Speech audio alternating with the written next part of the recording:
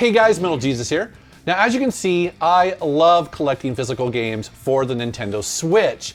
Now, I have a little over 230 physical games here, and the reason for that is quite simple, that while there are excellent AAA games released on the Switch, there are also a bunch of great indie games, and sometimes the physical version only came out on the Switch. And so it's been really fun collecting for this system. And so in this video, I thought I would share my entire collection with you. I'm gonna go all the way through it, show you some of the highlights and some of the more weird or interesting ones, or some of the ones that I really like playing.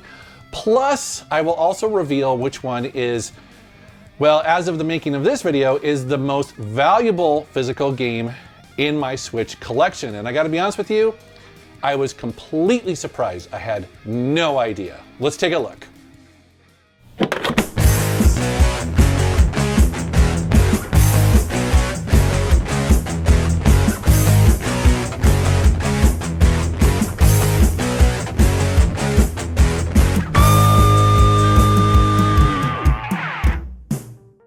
Now, before we get started here, I do want to mention that I'm going to go fairly quickly through these because we do have so many to get through. But if you see something in there that looks a little bit interesting, you like a little bit more information about it, go ahead and post down in the comments below. Starting with some great 2D platforming games. Of course, you have Rayman Legends. I seem to buy or maybe rebuy the Rayman Legends games because they're a lot of fun. I actually prefer those in 2D, which is why I have that.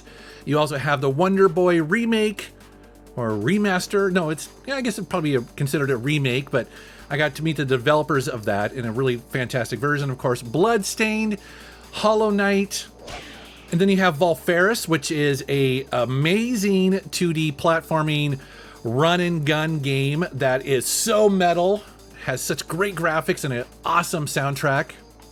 As well as Yooka-Laylee and the Impossible Lair. This was a total surprise to me because, well, it's so polished and so excellent. Now, I guess there are some developers that originally worked on Donkey Kong Country that worked on this, and you can totally tell because, like I said, it just has that level of polish that you don't always see in these games. A total surprise. Actually, The Completionist originally covered this game in his top 10 2D platforming games of all time, and I completely agree. It's really good. As well as Black Future 88. This is another game that was a total surprise. It is a procedurally generated, I guess, roguelike 2D platformer, run and gun kind of game. Very addictive. I've been playing this way more than I ever expected to. If you haven't checked it out, definitely do so. Over in this group of games, let's start with Wild Guns Reloaded. That was originally a Super Nintendo game that got ported over to the Switch. A bit of a surprise. I don't think a lot of people saw that coming. Also, I was really happy to see Katamari get re-released on the Switch, again, to be able to play this portably. Although, I guess to be fair, there was a Vita version as well. Or was it on the PSP? Now I forget. But anyways, Katamari Damacy, always excellent to replay. Demo is kind of an interesting rhythm game, but it's kind of dark and a little bit creepy. And then we have Into the Dead 2, which was a game that I had not heard of, but I kind of just blind bought it when I went into a GameStop one day. Very interesting game. I believe it started off on mobile and then they ported it over to Switch. And essentially, as you see here, it's an auto-running game, first-person zombie game where you try to basically just go as far as you can. You have to kind of really watch your ammunition. It's cool because later on you get a companion, a dog, and other things to kind of help you out with it. Not an amazing game, but I did have some fun with it.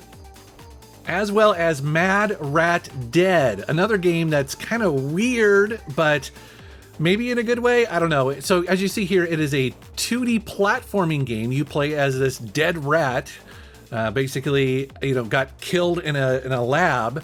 And then it's part rhythm too. It's really weird. I don't know. I'd love to see what you guys think down in the comments if you've played this as well. I'm kind of on the fence about it. I'm not sure if I like it or not. I definitely was obsessed with the Runner series. Here is Runner 3 on the Switch.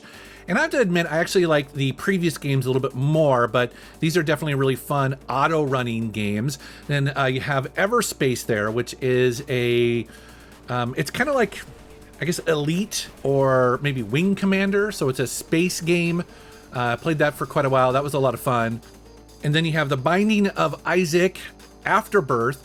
So this is a game that you hear an awful lot about, and I did as well, and I wasn't entirely sure what the appeal was until I started watching people who are very good at this game.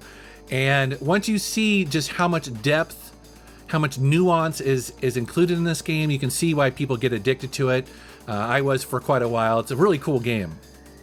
As well as Enter the Gungeon. Both of these games kind of, they're the type of games that I typically will just go back to time and time again. They're very easy to pick up and play. You can play them for 5 minutes, you can play them for 30 minutes, you can play them for longer than that, and you always feel like you're kind of getting somewhere with it. Plus it's a lot of running and dodging and shooting, and that never gets old. Cave Story is a game that I originally played on the 3DS, and I was blown away by it. I love the 3D aspect of it, because it looks like it'd be a simple game, but with the 3D it was really cool. When they came out with a Switch version, I had to jump on it, and I'm happy to have this in the collection. Now, if you didn't know, the Nintendo Switch is region-free, which means you can play games from all around the world, which is great because many times physical games will get releases in other countries, other regions, and not in North America, so I have picked up a few, including Taiko no Tatsujin Drums and Fun. I hope I said that right. So this is a rhythm game. It also has a physical drum that you can get with this, although I didn't pick up that version. I just have this one here. But it's a rhythm game and it's drumming, and I actually really like drumming games because I started off as a drummer way back in high school. And so anytime a good rhythm game comes out that lets you play drums, I'm all over it. And I was really excited to see the Psycheo collection of shoot 'em ups got released in physical form in other regions. And so you see volumes, well, they're out of order there, 2, 1, and 3. But basically each one of these has, I believe, up to 4 shoot 'em ups on there, and all of them are fantastic. Some of my favorite shoot 'em ups of all time are in these collections, and so I had to buy them. Now, I do believe that since the release of these, you can get a North American release of them. I think that's a thing. I hope that's a thing. I hope I'm not making a mistake there. But at the very least, at the time when these were announced, I was like, I'm not taking a chance. I have to get these because I love these games so much.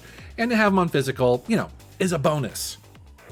Now, of course, I have a bunch of Nintendo franchises. It being the Nintendo Switch, it is really well supported by Nintendo, and there are some fantastic games released on here. However, most of you are going to be very familiar with these, and so I'm not really going to go over them in too much detail. I do want to point out that one of the cool things I have there, you'll see, is a case and also the cover for the DLC or expansion pack for Breath of the Wild. That was something that was, I believe, only used at retail stores. So actually an employee of GameStop gave me that. I kind of just wanted it for the collection just because I thought it looked pretty cool. And I have to say that Nintendo has been knocking it out of the park with amazing first-party releases on the Switch. So many great games. Now, some of these, admittedly have been re-releases from, the Wii U. But I don't think that's a bad thing because, as we all know, the Wii U didn't sell as much as probably Nintendo would have liked. But yet some of these games are truly excellent. So, getting them re-released on a newer, handheld, a newer console, I think is only a good thing because more people get to play them. For this section of my Nintendo Switch game collection, I've put into 2 piles all of the Super Rare game released games. So Super Rare is a publisher that does a very small batch of typically just indie games that normally would just get a digital release, but they put them out on physical. And often they are in limited quantities, and so there are often, challenges in getting these. You have to kind of jump on the pre-orders when they happen. But over the years, I've built up a pretty decent collection of them. You see them here, and there are definitely some really cool titles in here. I mentioned in the intro that I was surprised to learn that some of these games are fairly collectible and also worth a little bit of money. And you see 4 of them right here. I had no idea before doing this video because I don't really track that sort of stuff. Once I have the game in my collection, I'm kind of good and I just move on with my life. But I was really surprised to see that these 4 are pretty sought after and can be very expensive. Especially Worms. I thought Worms was interesting. Not that that's a bad game or anything, but there are a lot of ways to play Worms, you know? But I guess, again, because it got a physical release and probably a low print run. Also, Snake Pass, I was surprised to see that. I mean, I believe that is exclusive to the Switch, and it came out early in the Switch life. But yeah, who knew that the physical version was worth so much? Now, I believe my most valuable physical Nintendo Switch game is Shantae and the Pirate's Curse. This was originally a limited run release. But here's the thing, I'm not entirely sure if it's just the game that you see here or if it's the big box version that they did, which had all the extra stuff in it. Something tells me that it's probably the other one, but this one still seems to get a lot online, especially on eBay, which again, I was completely surprised by because I've had it in my collection forever. And by the way, guys, I mentioned the prices of these games not because I'm a reseller or trying to artificially raise the price of these, not at all. I just like to know that information as a physical game collector myself, because if I happen to be out and see a copy of this game, it's good to know what is really expensive and what's not. Also, keep in mind, if you just want to play these games, well, you can always get them digitally through the eShop for, you know, a fraction of the price. Now, I did pick up the second Shantae release that they did in the big box form. You see it here. So this is Shantae and the Seven Sirens. And Limited Run went all out on this. You can see all the stuff that's included in this box, and it's very impressive. So they've got the steelbook case, you have the game as well as the manual in there, and of course the game card. You have a pack of cards there, which is a little bit of a surprise. I thought that was pretty cool. Then you have a reproduction of what this game would look like if it came out on the Game Boy Color, as well as a stand. You have a collectible trading card there, the soundtrack, a poster, and also a limited run catalog. So yeah, Limited Run did a great job on these. They're very cool. One of the more recent ones is the Lonely Mountains Downhill release on the Switch. Now, I originally played this game, I believe, on the Xbox One, I think that's where I got this game. But it's such a fun game if you haven't played it. Basically, you are a bicyclist going down a mountain, and there's a bunch of different ones here, and you're just trying to beat the time, you know, through the checkpoints. And it looks pretty easy, and let me assure you, it is not, but it is very addictive and really fun, and it's great to get a physical version. As well as Assault Android Cactus, again, another game that I originally played digitally, and I was very happy to see them get a physical version to this because it is a really, really cool twin stick shooter. Very addictive. I love twin stick shooters, and this is a really good one. Mutant Mudds Collection, another series that I originally played on the 3DS in 3D, and really enjoyed it a lot. Very old school feeling, really well done, very polished, and again, cool to get a physical version. Red Art Games is another publisher that has taken some indie games and put them out physically, and so you see that I have 5 of them here, including Wartech Fighters, which is a space mech game. Very much an arcade game. It plays very similar to Omega Boost if you've played that on the PlayStation 1 back in the day, but obviously much better graphics, really great controls, really cool missions. I like this game a lot. Pixel Heart is another one of these publishers that puts out indie games in physical form, not just on the Switch, but they actually put out physical games on the Dreamcast, the Super Nintendo, and even the Sega Genesis. Including Tanuki Justice, which is a 2D platforming game, very much in that 16-bit style. Fans of Ninja Gaiden and also Mega Man, and you know, some of the more tough platforming games are probably going to really like this. Definitely a lot of challenge here, but also a lot of style. As well as Golden Force, which is a 2D platforming game that would probably feel right at home on the Game Boy Advance. Oh boy, Ring Fit Adventure. Man, have you kicked my butt over the last 6 months. So if you're not familiar with Ring Fit Adventure, it is a workout adventure game released by Nintendo, and it's absolutely brilliant. It's designed to basically be played for months and months and months, maybe for a full year. It's quite a bit of a game and a workout. I will admit, though, it is not enough for me to actually lose weight, but it is a nice cardio workout and a nice stretch, and so I continue to do it every couple days or so. Let's go ahead and take a look at some special editions that I've got in my collection, including Panzer Dragoon. This is the limited run edition of this, and when I heard this was going to be released, I couldn't pre-order it fast enough because I was so excited to see a new version of Panzer Dragoon getting released. And, you know, to be honest, it wasn't probably the best original release on the Switch. It was a little rough, but I still enjoyed it, and I'm really happy I got this in the collection. As well as the physical versions of Turok 1 and 2. I love how they are in that old school N64 style of box. But the real star of the show here is inside you have these amazing metal recreations of the cartridges. Now they're non-functional, they're really just for show, they're designed to be put on the shelf, but that's a pretty cool thing to get in a special edition. Axiom Verge is a game that I've had in my collection for a long time. This is a 2D platforming game, Metroidvania, if you will, that's been released on a bunch of different systems. It's really well regarded. This is a cool version of this. Yeah, happy to have it. And I've talked about Velocity 2X before, another game I played on many different systems, and when it came to Switch, it was just one of those games I bought again.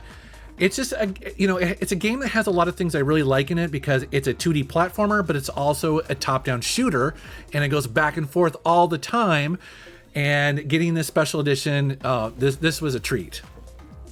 Thimbleweed Park on the Nintendo Switch, this was a bit of a surprise because I originally picked up the PC version when I went to PAX one year, and I actually bought it from the developers themselves, but then Limited Run put this out on the Switch, and it's brilliant, so of course I had to also pick this up.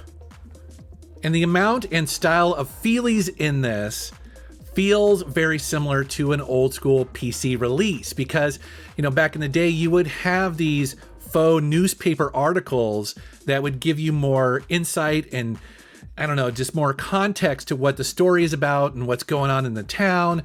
Plus, I love these little stickers. Yeah, it's just a really cool release. Again, another fantastic limited run special edition. A few more collector or special editions here, although I want to point out that the Horizon Chase Turbo in the center there is actually a press kit. So when the game was new, we got sent that by the developer, and that's why that looks a little bit different. Actually, on the inside is 2 copies of the game, the retail version, as well as a press copy of it, and also a t-shirt. So something a little bit unique. Now, here's one that I believe I picked up at GameStop because I think that Reggie messaged me and he was like, hey, dude, GameStop has Owlboy limited edition in their stores and they weren't very expensive. And so I jumped on it because I actually had Owlboy digitally and played through that and really enjoyed it. But again, to get the physical version was pretty cool. The only thing about this though, it's kind of annoying. It's the tallest, it's one of the biggest special editions I have, and it doesn't really need to be. It's just oversized for some reason. But there is some really great stuff in here. You see obviously the physical game unopened because I've already played it digitally. You have a notebook. You also have some stickers and soundtrack and stuff. But I am a sucker if you put anything metal in a special edition. And so this has a couple pins as well as some coins. And I gotta love it when games do this. It's so cool. And then here are some games that I don't know. I mean, I was going to call them special editions, and I guess they technically are, but they're just not bigger like the other ones, but they're still pretty cool. Probably the most curious one in here is the one for Runbow. That's a game and version of it that I bought, again, I believe at PAX one year. So downtown Seattle, they had a booth there, and the guy was like, hey, it's a pretty cool game, which he's right. It has a lanyard in there, and I just thought that was kind of a weird box because it's see-through, so I picked that one up. I'm definitely a fan of PlayAsia and East Asia Soft. I think they are technically the same company, or maybe one of them is the publisher and the other one has the storefront online. All I know is that often I go to their website and I buy some stuff off there because they always have a lot of Japanese shooters that get physical releases in other territories. And so that's what you see with those first 3 right there. But then they also had Death Road to Canada, which was a roguelike. how I guess it's kind of like the Oregon Trail, but it is with zombies, and you basically are trying to head to Canada. And so it's auto-generated. Anyways, it was a really cool game. I believe I featured it in one of my videos in the past, but they had a physical version of it, so I had to jump on that too. Here are some more limited run releases, both old and new. And I have to say that one of the things I've really liked about limited run lately is that they've been able to do extended pre-orders, which is really nice because that gives more people the opportunity to kind of jump in and hopefully get a game that they're very excited for. But you'll notice here that a couple of these are unopened. Again, the reason for that is because I originally would get them digitally, you know, through the eShop or whatever, and then play them, and then later on a physical version would be something that would be announced, and I would jump on that because obviously I'd want it for the collection. Bloodstained Curse of the Moon was one I was really excited to get because it's such a cool throwback to the original NES 2D platformers, but I love how they have this Nintendo-style slipcase that fits the Switch game. I thought that was pretty neat. Plus, obviously, you know, the game box is very NES style. Golf Story was one of those games that when it was originally announced and released, a lot of people were telling me, man, you've got to check this out. Because I do like playing golf in video games. I've tried it once or twice in real life, and it's okay, but in video games, it's awesome. And so this is a really cool mix of golfing and also like old school RPG. And of course, Blazing Chrome needs no introduction if you are fans of Contra and those type of run and gun shooters. This is such a throwback to that. It's fantastic. Yeah, cool to get a physical version. Also, The Mummy Demastered. I just recently got this in the mail and I pre-ordered it, you know, probably a year ago or something like that. But this is a game I didn't expect to see a physical version from because I don't get the sense that it sold very well. Now, what's interesting about it, it's a licensed game based on a fairly mediocre movie, right?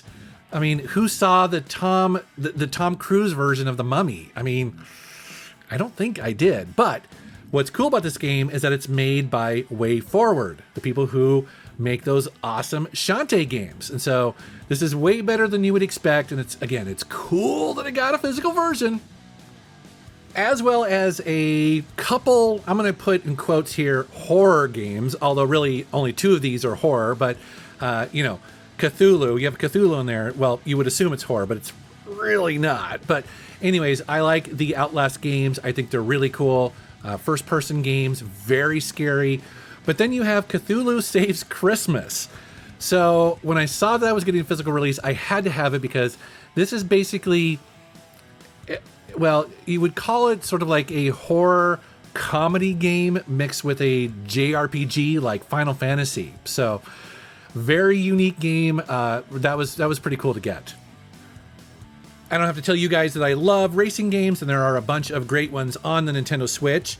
Nothing that really stands out as unusual in this list here, although I do want to point out that Porsche edition of Gear Club 2, I believe is a little bit hard to find, and maybe not necessarily for the right reasons, because it doesn't actually contain the game. So it's one of those where you have to actually get a code and go download it, but for whatever reason they put a physical case in stores. I actually got that at GameStop, and so I think that might be a little bit hard to come by maybe in the future. I have no idea, but something kind of weird and unusual. Also, Mud Runner American Wilds is a game that I know it's a franchise that's been out for a while and it's wildly popular, but, and now again, this is not a racing game per se. It's actually like, I don't know what you'd call this, like a simulator where basically you're trying to get trucks through mud and, you know, I don't know. It sounded so weird that I had to try it, and it is surprisingly addictive and extremely difficult. So I just want to point that out because it's something that I hadn't played before, and I liked it. I wasn't very good at it, but I could see the appeal. Now, one game that I really liked is the remastered version of Need for Speed Hot Pursuit. This is a fantastic version of this game. It's cool to get a portable version of it. And I just want to point this out because I would really like to see EA do this going forward. I mean, hey, it's always good to get new games in a franchise, but there are a lot of Need for Speed games I think could translate over to the Switch really well. The first one off the top of my head, I'd love to see The Run. The Run is such a good Need for Speed game. So EA, if you're listening and you're looking for ideas, give us Need for Speed the Run, please. Of course, there are a bunch of Japanese RPGs, and the Switch is no exception, and I played a bunch of these. It's cool, again, to get a lot of these games both new and also remastered or ported versions of it. I know a lot of people aren't like super excited for ports, but the Switch is such an interesting handheld because a lot of these games, this is the first portable version of it, and to have a handheld that's that powerful that you can play these games and, you know, not be really sacrificed in the quality of the gameplay or the graphics, I think that's pretty cool. And so Xenoblade Chronicles, the Definitive Edition, is a game that I really dove into on the Switch, and such a joy to play this game. Immense worlds to travel, great characters, really fun combat, great game. And Final Fantasy XII is one of my favorite Final Fantasies. I remember playing this originally on the PlayStation 2 and being really blown away by it, that some of the changes to combat were very refreshing. I really liked this game a lot. It was really cool to explore. Again, great characters, and to get it portably on the Switch is just a bonus. It was also really cool to see some classic computer RPGs make their way to the Switch. And so we got 5 games here with tons of gameplay. I mean, there are literally hundreds of hours of gameplay included here. Now, what's cool is that the developer Beamdog basically took their revamped version that they did for mobile, like for the iPad and things like that, changes that they made to touch, as well as upgrading the graphics, and improving the gameplay, you know, some of the balancing, things like that. And then again, the Switch benefited from all those upgrades, those improvements, and that work. But there are plenty more of RPGs to be found on the Switch. You know, we got Skyrim. I know Skyrim's been released on everything, but I distinctly remember being on a flight. It might have been to Japan, actually. And, you know, it's a long flight, and playing Skyrim in my hand on an airplane for 11 hours, that was pretty awesome. As well as Vaporum Steampunk Dungeon Crawler. Now, I grew up with these way back in the day with games like Eye of the Beholder and Might and Magic, and this definitely brings me that nostalgic feel. I really like these games where it's grid-based, it's turn-based, it is first person, but this stands as its own, so it takes elements of those old games and really brings it together in a really cool steampunky way. And then Remy Lore is, well, this may not technically be an RPG, but it feels like an action RPG to me. This was originally introduced to me by Reggie because he plays it a lot. Actually, he was just streaming it the other night. And again, it's a game that is good for a pick up and play. You can play it for 5-10 minutes, or you can, you know, put hours into it. The Switch has some really cool first-person shooters, and you see a couple of them here, including the BioShock collection. Now, the bummer is that not every one of these games is actually on the physical game card. That's not my favorite way to do this, and, you know, technically then you don't really have the complete physical version of it. But when it comes to the Switch, you kind of have to take it as it comes, and so I do have some of these that do require a download, so it is what it is. And I should probably point out that Galgun Returns is really not it's not a traditional first-person shooter. It's, as you can see here, it's an on-rail shooter. And I forget who introduced me to this series, but it's not for everybody because it is a little on the perverted side, kind of. But, you know, it's fairly tame. It's pretty mild. And honestly, the game is actually kind of fun. As well as Ion Fury. So this is a really cool cyberpunk first-person shooter that was published by 3D Realms. And the cool thing about this is that it actually uses a modified version of the build engine. So this is very old school feeling. I love these kind of games. They usually run extremely well, very fun, very fast-paced. So very cool to get this. Here's some more random games kind of threw together here. A lot of collections, which I like to get for the Switch. You see the SNK 40th Anniversary Collection, the Sega Genesis Collection there. You have some Namco games, a couple pinball games, you know, Atari, plus you have the Clubhouse games there, which is great for casual players or if you have a party. And I picked up Wheel of Fortune and Jeopardy. And I did that because probably maybe about a year ago, I went back and replayed, I think it was Wheel of Fortune on the NES or the Super NES. And I was surprised at how much I loved it, because it's funny because they're still really fun to play. You know, Wheel of Fortune, you're obviously trying to spell out a word or a phrase, and then Jeopardy is basically trivia. And so it's kind of fun as time goes on to play those games. Again, I don't do it all the time, but it's cool to have. There are a lot of great 3D platforming games, and you see 6 of them here. And as I look at this, actually, 5 of these are remakes or ports from other releases of it. And so, you know, depending on how much you like that or not, you know, is how much you might enjoy this. Obviously, the Crash Bandicoot Insane Trilogy, those are remakes of the first 3 games on the PlayStation 1, but you can also get those on, you know, other systems as well. Spyro, The Blob 2, that's actually a really fun game. And then I was surprised that we got SpongeBob SquarePants Battle for Bikini Bottom. That is a really cool game that came out, geez, what, maybe 10 years ago? But again, it got ported and updated to the Switch. Pretty cool. Some more action games that a lot of you are going to be familiar with because these are very popular franchises, but I just thought I'd point them out that they came out physically on the Switch. Sniper Elite games, those are really fun. Bayonetta 2, that is a Darksiders that has the infamous black spine misprint. That's what that is. A couple of Assassin's Creed games, which is pretty cool. Red Faction Guerrilla, and then Saints Row the Third. I gotta be honest with you, probably out of all of these, I put more time into Saints Row the Third. Again, it's one of those games where you can just, you know, like Grand Theft Auto, you can do whatever you want. You can drive around and be a psychopath and cause mayhem and havoc, or you can do missions. I do love the humor of the series, and yeah, just a ton of fun. Some more probably more common releases. I was really happy to see Lego City Undercover. That was originally a game that was exclusive to the Wii U and is one of my all-time favorite Lego games. It is an open world Lego game, and it's not a specific license or anything. You know how Lego always does Batman and Star Wars and stuff like that? This is an all original IP for that, and it's pretty cool. And I am a sucker for the Civilization series. Civilization 2 was an absolute obsession of mine when that first came out, and I've followed the franchise pretty closely since then. And again, getting a modern version of that on the Switch is pretty awesome because it's always great to have a Civilization game when you are traveling. And LA Noire was another surprise when it was announced for Switch, a game that, you know, for the most part, it seems like Rockstar has kind of forgotten. At least they haven't done a sequel in, you know, a long time, and then it came to the Switch. Now, again, the bummer with it is that the whole game is not there. You can actually play it off the card, but you will reach parts of LA where it needs to download more data. Again, they did that because at the time, I think it was just too expensive for them to do a game card. That's what they claim.